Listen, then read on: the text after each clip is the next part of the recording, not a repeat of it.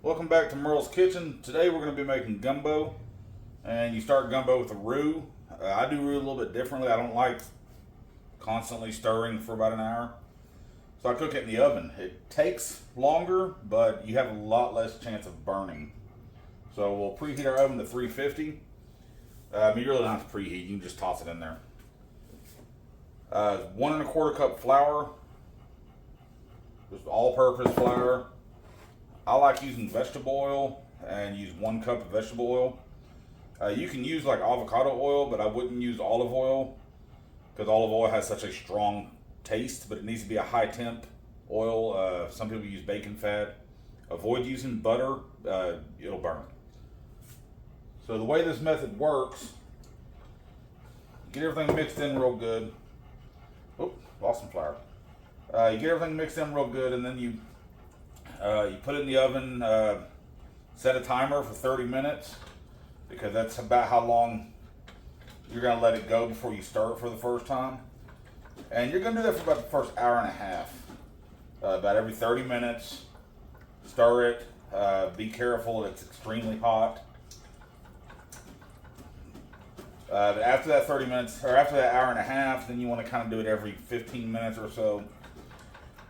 Until you reach the color you're looking for. Now, since we're doing a Cajun Gumbo, we're doing, it's going to be a very dark roux, almost the color of like dark chocolate. But I'll show you the stages as it gets, the different stages as we go along. But just be warned, this process does take between 2 and 2.5 hours. So if you don't have time to do it, then do it on your stovetop like normal, but this method is awesome. It doesn't burn. If at any time you see any little black flakes floating in your roux, throw it away. You ruined it. That means it's burnt. You can't save a burnt roux. So put this in our oven.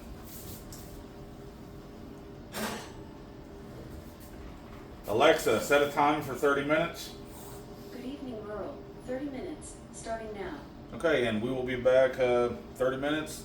Show you what the color looks like. Timer, 30 minutes. Alright, it's been 30 minutes. Now we're going to pull our roux out of the oven. If I can get these things on because it's hot. Oh. Oh yeah. See, this is what you're looking for.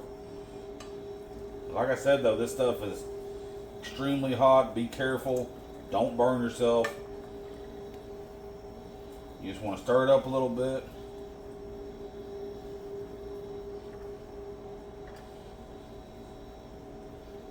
And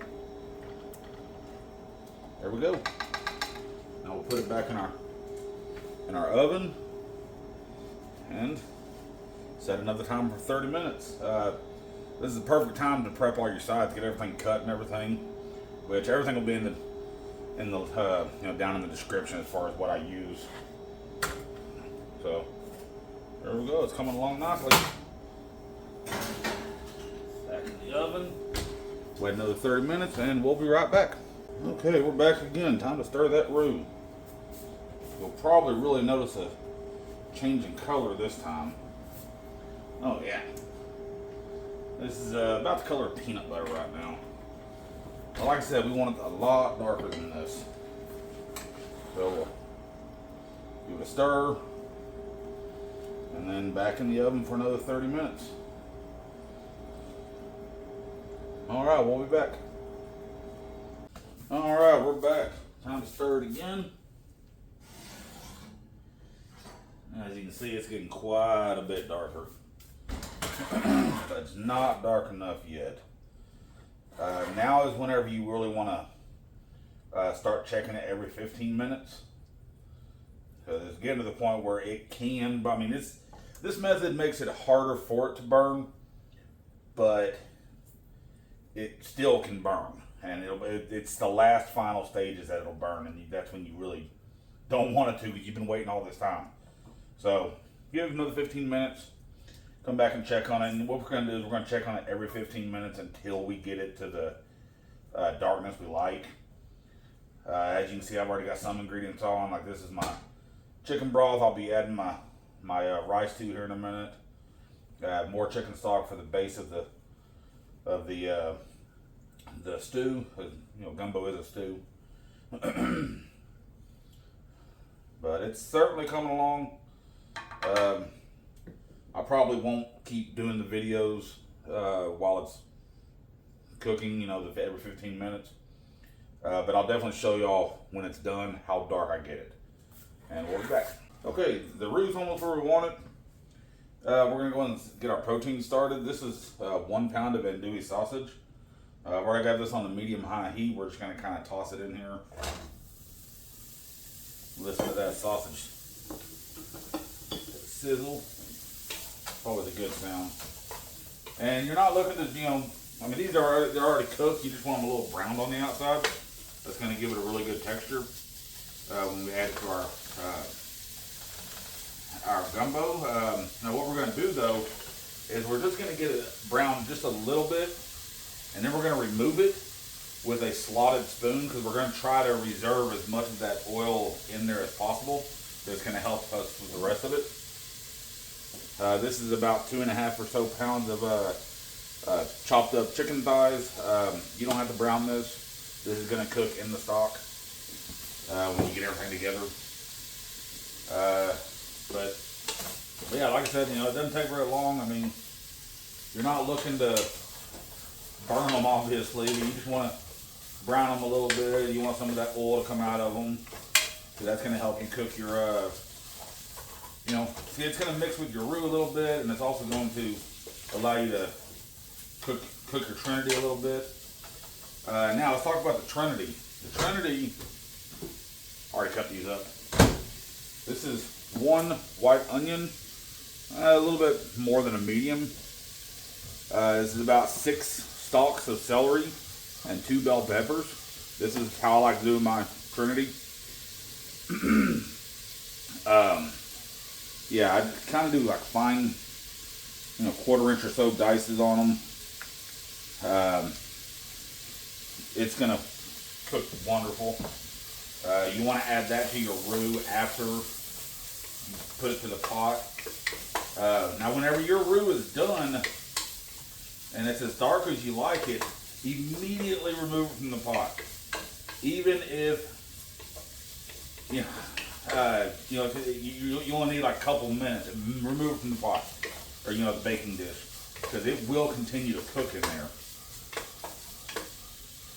But so yeah, this is a good example of what we're looking for. See, just a little bit of char on there, a little bit of almost like a crust. You know, like I said, you don't have to, you know, really cook it a lot. You just want to, see, it's letting a lot of that oil in there, and that's, like I said, that's going to help us with our roux and our Trinity. But let that cook down, and we'll be right back. Okay, we finished off our andouille sausage. Turned out really nice. Over a pot here on pretty low heat. You know, I obviously don't want to burn the oil that's in there.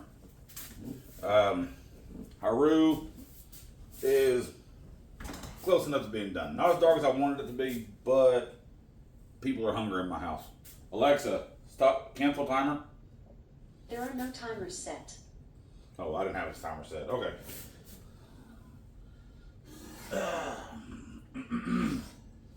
I mean, this is still pretty dark. It's dark enough. So we'll stir it back together, get everything nice and mixed. See, that flour turns into like a paste at the bottom, and the oil kind of sits on top. So you gotta stir it all back together.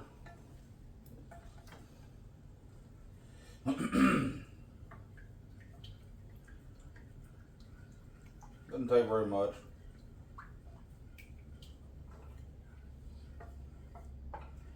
All right, that's looking beautiful. Now we're going to very carefully pour this into our pot.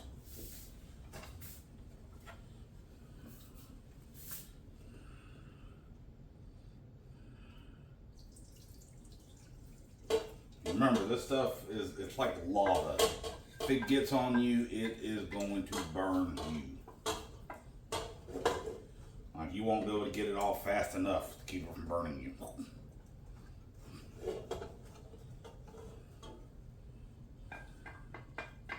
Alright.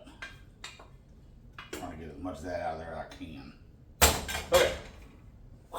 That's hot. Alright, now take your spatula, everything that kind of got stuck on while you're cooking the sausage, we're going to scrape it up into it. So now if you see little black flakes, it's okay because that's just pieces of the sausage.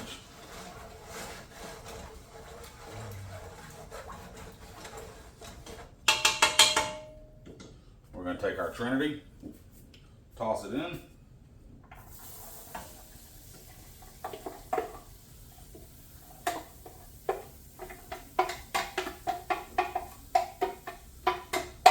Stir it up real good. I mean, it's not going to look appealing at first, but it's fine.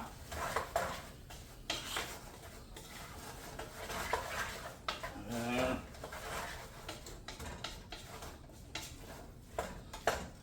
see there?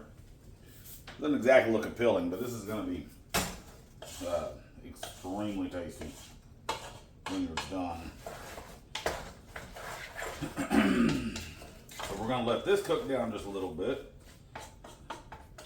You want the vegetables to get softened and everything. And we'll be right back. Now some of you might be wondering, we got the Trinity, what about the Pope? We're going to have the Pope right now. I like to crush it in there. You want to do this whenever your vegetables are almost done. Not quite.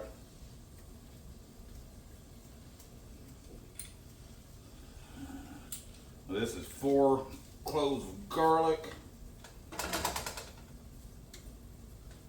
You can add more, you can add less, you can not add it at all.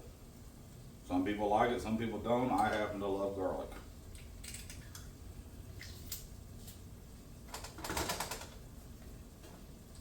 There we go. Alright. Get that stirred in.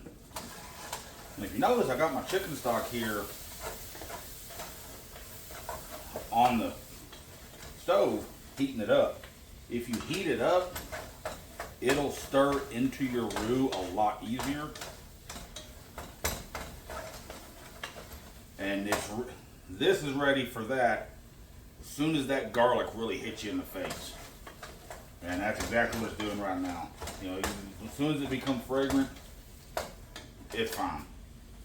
Take this, like I said, heat it up just a little bit just to allow it to stir in a little bit easier. Some people add just a little bit at a time. I just go all for it. It just takes a little bit to stir it all in. It will all stir in. There we go. I mean, you're going to see little pieces of the roux floating in there. That is perfectly fine. Now, the longer you cook this now, kind of the better it's going to be.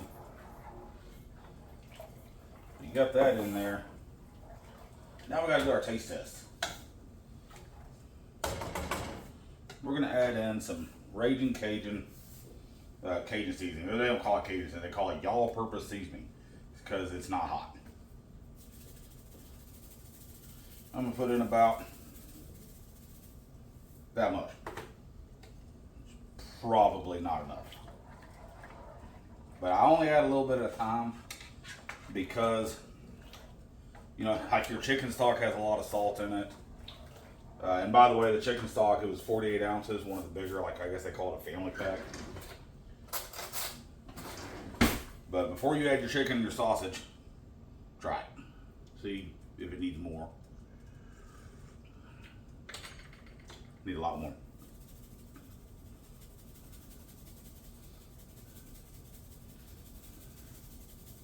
Yeah, like, I mean, I don't really have a measurement for this. I just kind of add it and taste, Keep doing it until it tastes good. Just don't add too much at the beginning because you can always add more seasoning. You can't take away seasoning once it's there.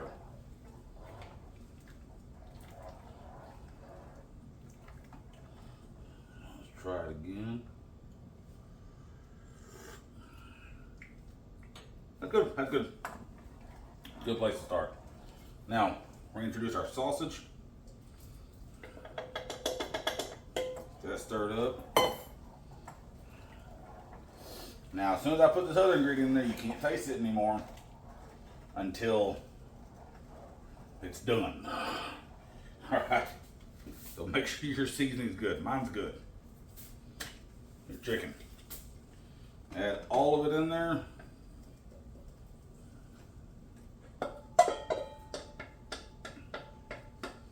Well, I should have done it so y'all could have seen it. I'm new at this. Break it up, stir it up. You want, like I'm gonna do this at a high heat until it starts a little boil. As soon as it starts boiling, I'm gonna reduce it to a simmer, and I want this to cook for at least an hour. At least an hour. Which means we're eating late tonight, but it's fine. We're gonna come back, stir it every now and then, but we're gonna come back to it at 30 minutes, and we're gonna add in the final ingredient, which is okra.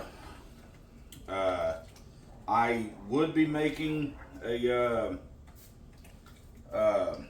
shellfish gumbo, which I love, but when I was 20 years old, I developed a deadly allergic reaction to shellfish. Grew up eating it, can't eat it no more. And people that say that it's not real gumbo without shellfish, well, cut those people out of your life. You don't need that kind of negativity, because sausage and chicken gumbo is amazing. But we'll be back in just a little bit. Okay, hasn't quite been 30 minutes, but this has about 10 minutes or so left before we got to add in our last ingredient. Back here I have 2.5 cups of chicken stock, and I'm going to be using sushi rice again, and this one, for the entire bag, it's 2.5 cups of broth or water. So 2.5 cups chicken stock. We're going to turn the heat on high. Use the right one. I'll put that in there. Give it a little stir.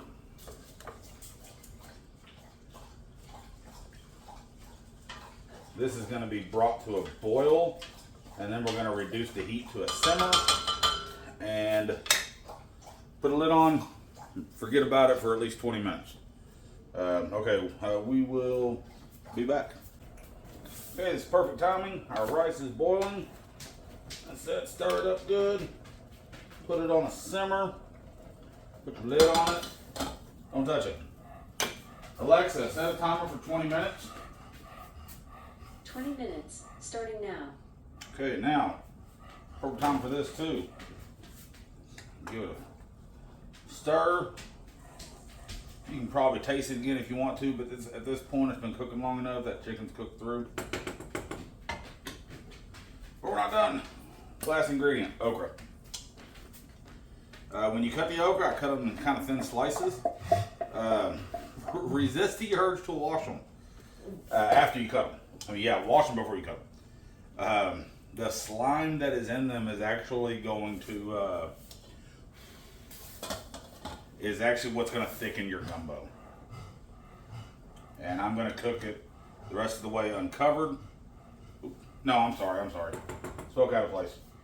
We're going to cover it, cook it for the duration of the 20-minute timer, and then the last 10 minutes we'll let it simmer uncovered. It'll help thicken it just a little bit more. You really want this. Gumbo's supposed to be like really, really thick.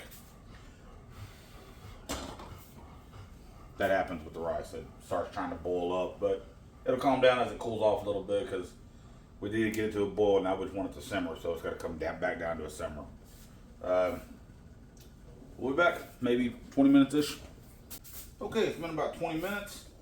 For the rice, turn it off, move from heat, leave the cover on it, 10 minutes.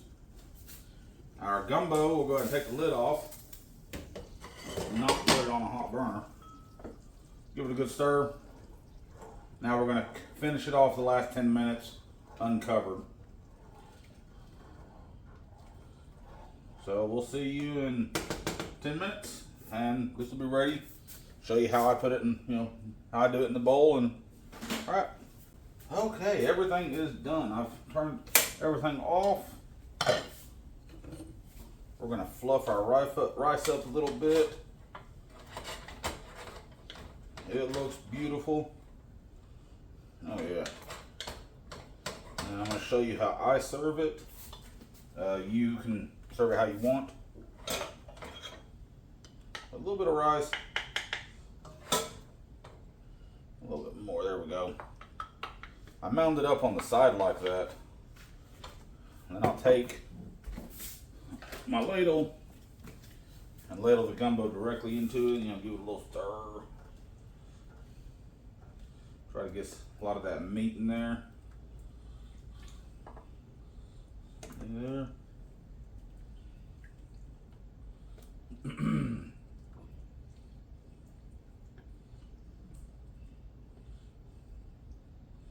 Alright, see, now you can get you a little bite of chicken or a little bite of the veggies and a little bit of rice at the same time. But then as the Cajuns say, c'est bon.